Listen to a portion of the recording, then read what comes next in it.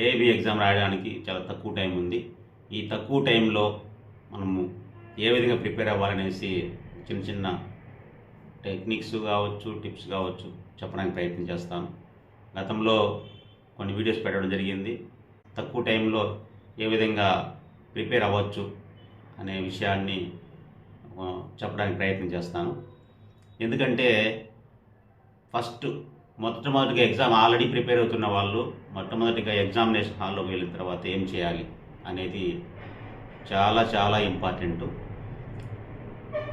పుస్తకాలు చూసి రాయడం అనేది అంత ఈజీ కాదు. ఏ సబ్జెక్ట్లో ఏ క్వశ్చన్ ఉంది అని తెలుసుకోవడం కూడా చాలా ఇంపార్టెంట్. రెండో అంశం వచ్చి బుక్స్ అన్ని వెరిఫై చూసుకోవడానికి. సపోజ్ ఇప్పుడు ఈ విధంగా బుక్స్ అన్ని లైన్ పెట్టుకుంటాం అనుకోండి, ఏ బుక్లో ఎక్కడుంది, ఏ బుక్ ఎక్కడుందని చెప్పడానికి ఆ బుక్ని ఎత్తుకోవడానికి టైం పడుతుంది. అందుకని బుక్స్ని ఏ విధంగా డివైడ్ చేసి ఎగ్జామినేషన్ హాల్లో పెట్టుకోవాలనేది ఒక టెక్నిక్ని ఉపయోగించుకోవాలి. ఎందుకంటే ఆల్రెడీ ఎగ్జామ్ రాసిన వాళ్ళు చెప్పినటువంటి అంశాలని నేను పరిగణలోకి తీసుకొని మీకు చెప్పడానికి ప్రయత్నం చేస్తాను. ప్రధానంగా ఏదైతే మేజర్ యాక్ట్స్ ఉన్నాయో వాటిని, అదేవిధంగా ఎక్కువ మార్కులు వచ్చే వాటిని ఒక సైడ్లో పెట్టుకోండి.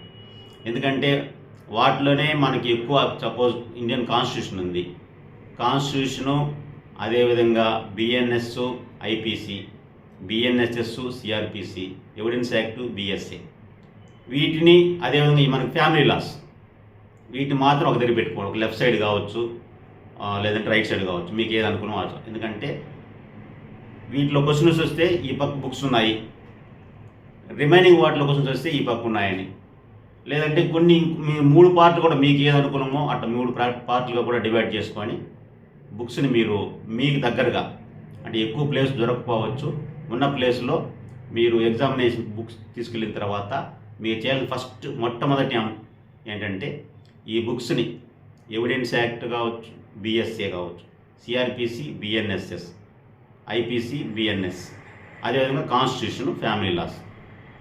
ఫ్యామిలీ లాస్ అంటే చాలా ఎక్కువ ఫ్యామిలీస్ ఎక్కువ పెట్టుకోకండి. ఇది చూడండి, ఈ బుక్ చాలా అన్ని ఫ్యామిలీ లాస్ని, చాలా చిన్నది, ఎన్ని పేజెస్ ఉంటాయి, ఇది కనీసము 64 పేజెస్.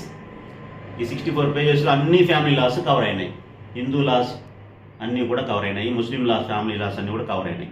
ఉదాహరణ Hindu marriage act, Hindu succession act, Hindu minority and guardianship act, Hindu adoption maintenance act, Muslim laws, Muslim women protection act, resolution of Muslim marriage act, Muslim personal laws, Muslim women protection right act సంబంధించి. అంటే family loss అన్ని చాలా simple అన్నమాట. Family loss మనం ఈజీగా only act కాబట్టి ఈజీగా చూసే అవకాశం ఉంటుంది.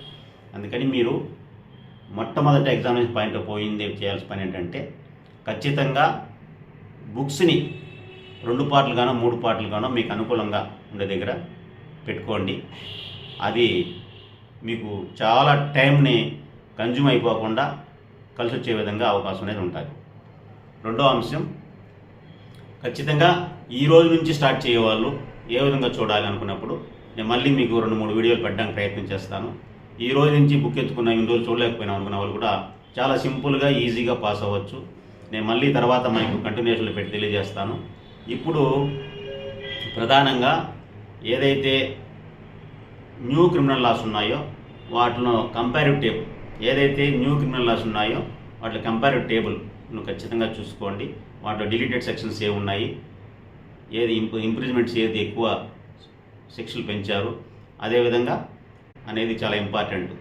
కాన్స్టిట్యూషన్ సంబంధించి మీకు మళ్ళీ నేను ఏది ఖచ్చితంగా కాన్స్టిట్యూషన్లో వచ్చి బుక్స్లోనే రావు, అమెండ్మెంట్స్, అదేవిధంగా ల్యాండ్మార్క్ జడ్జిమెంట్స్, ఇవి కొంచెం చూసుకోవాలి. వాటన్నిటి కూడా నేను మళ్ళీ మీకు పెట్టడానికి ప్రయత్నం చేస్తాను.